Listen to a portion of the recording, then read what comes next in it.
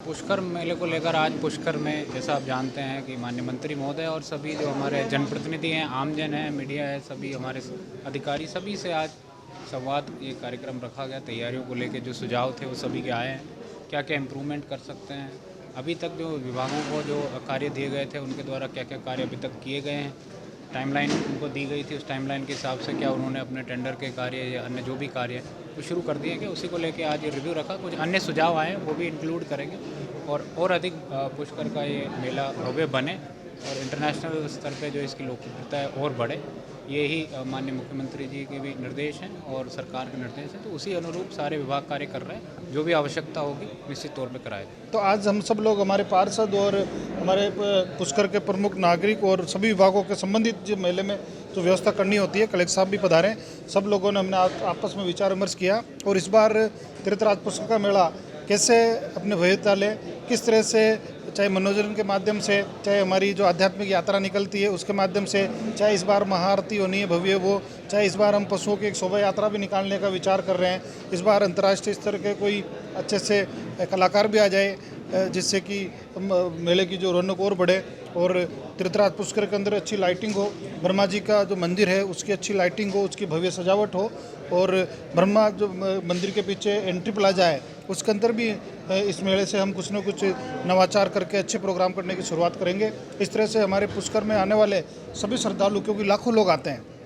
देश और दुनिया से, उनको किसी प्रकार की असुविधा ना हो, उनको सारी की सारी सुविधा मिले, अच्छी तरह से रहन बसेरे की व्यवस्था हो, जो बाहर से जो लोग आ रहे हैं उनको पीने के पानी की व्यवस्था हो, शौचालय आदि की व्यवस्था हो, हमारी जो रोडें का जो पेचवर्क वगैरह होना है वो भी हो। इन सब विषयों पर हमने चर्चा करी और इस बार तीर्थराज पुष्कर का मेला कुछ अलग अंदाज में दिखेगा, ऐसा हम सब लोगों का प्रयास है। कितना बजट? देखिए, हमारे पास भजन लाल जी की सरकार में बजट की कोई कमी नहीं है, बजट का कोई तय पैमाना नहीं होता, जिसमें जितना बजट लगेगा हम उतना बजट लाएंगे।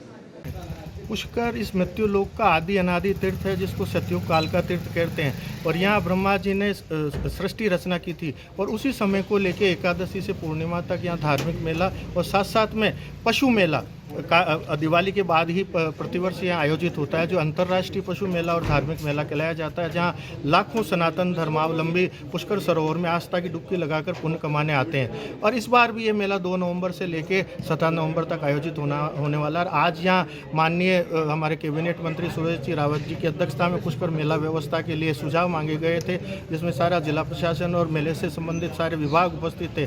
हमने पुष्कर की जो प्रतिष्ठा है पुष्कर मेले की, उसको उत्तरोत्तर मतलब अपग्रेड करने के लिए कई सुझाव दिए हैं कि पुष्कर मेले की प्रतिष्ठा के अनुसार यहाँ की मेला व्यवस्था होनी चाहिए, पुष्कर के धार्मिक मेले की, साथ साथ पशु मेले की, और जो कल्चरल प्रोग्राम होते हैं उनमें सुधार होना चाहिए और स्तर के कलाकारों को यहाँ बुलाया जाना चाहिए, नहीं कि जो हर साल जिन लोगों को बुला के ओबलाइज किया जाता है। और साथ साथ जो पशुपालक हैं या धार्मिक मेले में आने वाले यात्री हैं उनको बुनियादी सुविधा की बात है। मुख्य रूप से हमने यहाँ का जो बस अड्डा है जो बंद पड़ा है, हमने कहा भाई बस अड्डा चालू करो। हमने ये भी बताया कि नगर परिषद जब पार्किंग शुल्क लेती है तो नगर पालिका की तरफ से कोई पार्किंग स्थल यहाँ पे नहीं है जहाँ आने वाला यात्री अपनी 4 व्हीलर गाड़ी को सुरक्षित यहाँ पे खड़ी कर सके। उनको प्राइवेट जगह पे खड़ी करके और दोबारा पैसा देना पड़ता है। और पुष्कर सरोवर आज लबालब है, पिछले 37 साल का सबसे अच्छा जल स्तर है पुष्कर मेले में, कि 16 फीट पानी इस बार पुष्कर मेले में रहेगा जो कभी नहीं रहा।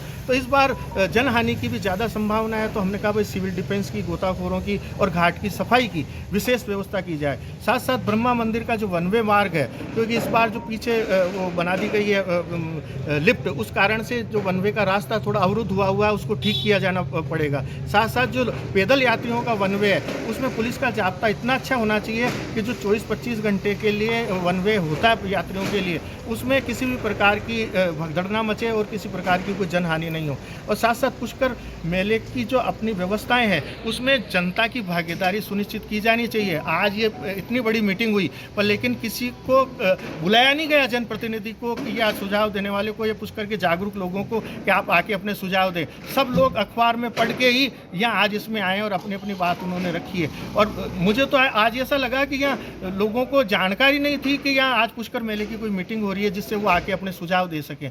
धार्मिक मेले पे तो आज किसी भी प्रकार की कोई ज़्यादा चर्चा ही नहीं हुई। हम चाहते हैं कि भाई आध्यात्मिक यात्रा को और अपग्रेड किया जाए। जो पुष्कर की जो महाआरती है पुष्कर सरोवर की, और जो दीपदान और रंगोली कार्यक्रम जो होता है उसको और ज़्यादा उसमें लोगों की जन भागीदारी बढ़ाई जाए, पर लेकिन उस पर खुली चर्चा आज इतनी हो ही नहीं पाई। हमने मुख्य रूप से आज ये बात जोर दे के कहा बार बार कि ये सनातन तीर्थ है और सनातन सरकार है, पुष्कर से लेकर दिल्ली तक ट्रिपल इंजन की, पर लेकिन पुष्कर मेले की व्यवस्थाओं के लिए शून्य बजट है। 5 रुपये का भी बजट राज्य सरकार ने नहीं दिया है। जबकि कुंभ मेला योगी सरकार 15,000 करोड़ रुपए 15,000 करोड़ रुपए कुंभ मेले की व्यवस्था के लिए लग रहे हैं, पर लेकिन हमारे पुष्कर में यात्रियों की और पशुपालकों की, देशी विदेशी यात्रियों के लिए बुनियादी सुविधाओं के लिए 5 रुपये का भी बजट राज्य सरकार ने नहीं दिया। हमने आज वापस मंत्री जी को दोहराया है कि कम से कम 5 करोड़ का बजट तो पुष्कर मेले की अच्छी व्यवस्थाओं के लिए दें, कि जैसे इंटरनेशनल होली महोत्सव हुआ था उसमें 2.5 करोड़ रुपये गत सरकार ने दिए थे। पुष्कर मेला भारत के और पर्यटन विभाग के बहुत प्रमुख मेलों में से एक है, जहां प्रतिदिन सांस्कृतिक कार्यक्रम होते हैं। बड़ी मात्रा में विदेशी देशी पर्यटक आते हैं। इस बार हमने north zone cultural centre, west zone cultural centre एवं विभिन्न सांस्कृतिक केंद्रों के माध्यम से भारत के विभिन्न राज्यों के कला जो प्रस्तुतियां हैं, फोक प्रस्तुतियां हैं, उनका प्रोग्राम करवाने का निर्णय जो है जिला प्रशासन के स्तर पर लिया जाएगा। इसके अलावा हम लोग जो है राजस्थानी फोक परफॉर्मेंसेस का आयोजन करेंगे, और इसमें नगाड़ा वादन भी है, शहनाई वादन भी है, तेरह ताली भी है, कच्ची घोड़ी भी है, गुलाबी जी जो कि कालबेलिया की प्रमुख और बहुत प्रसिद्ध नृत्यांगना है, उनका भी शो होगा। इसके अलावा अनवर खान जी जो कि पद्मश्री हैं, उनकी भी प्रस्तुति प्रस्तावित है, और बहुत सारे प्रोग्राम जो कि हम पर्यटकों के लिए लाएंगे मेगा कल्चरल प्रोग्राम के अलावा, वो सब पर्यटकों के आकर्षण का केंद्र होंगे और वो सब हम करेंगे। इसके अलावा जो पर्यटकों के बीच में जो प्रसिद्ध प्रस्तुतियां हैं, जैसे कि साफा बांधना है, मूछ प्रतियोगिता है, और घोड़ा नृत्य है, ऊँट नृत्य है, ऊँट सजावट है, ये पर्यटकों में बहुत लोकप्रिय हैं और हम इनको कंटिन्यू करेंगे। मेगा इवेंट्स में क्या रहेगा सर? मेगा इवेंट में जिला प्रशासन के स्तर पर अभी प्रस्तावित किया जा रहा है, तो कुछ जो है नाम हमने सजेस्ट किए हैं, जैसा जिला प्रशासन का और निर्णय होगा उसके अनुसार। क्या नाम सजेस्ट किए, कुछ जानकारी? देखिए, हमने ये नाम मैं अभी बताऊँ, पीयूष मिश्रा जी हैं, ऋषि सिंह जी हैं, अमित गुप्ता जी हैं, रूपाली जग्गा है। इसके अलावा बहुत सारे अन्य आर्टिस्ट भी हैं जो कि हमने सजेस्ट किए हैं। अब जिला प्रशासन के स्तर के निर्णय के अनुसार कार्रवाई की जाएगी। आपका नाम? सर, मैं अजय शर्मा, उप निदेशक पर्यटन। जैसा कि आप सबको विदित है, श्री पुष्कर पशु मेला 2024 2 नवंबर से शुरू हो रहा है, जो 17 नवंबर तक चलेगा। बाकी गतिविधियाँ होगी उसमें। 2 नवंबर को मेले का जो विधिवत शुभारंभ है, और 2 तारीख से हमारा मेला कार्यालय स्थापना हो जाएगी। 4 तारीख को चौकियाँ स्थापित हो जाएगी सभी पुष्कर के एंट्री पॉइंट पर, और 9 तारीख को ध्वजारोहण के साथ विधिवत शुभारंभ होगा। 11 को 12 तारीख जो है, 11 को उस दिन विकास प्रदर्शनी और गिर और संकर पशु प्रदर्शनी का उद्घाटन होगा, और 12 से 14 तक पशु प्रतियोगिता आयोजित की जाएगी, और उनके विजेता पशुपालकों को हम 15 तारीख को जो पुरस्कार वितरण समारोह होगा उसमें विजेता पशुपालकों को पुरस्कार वितरण। सर, हर साल जो मेले में पशु आते हैं ना, वो बड़ी परेशान होके जाते हैं, पशुओं को बैठने की, चारे की, पानी की सुविधा कोशिश हमने की है। डेयरी से हम क्या उधर डेयरी से हम चारा जो मतलब नो प्रॉफिट पे अवेलेबल कराएंगे।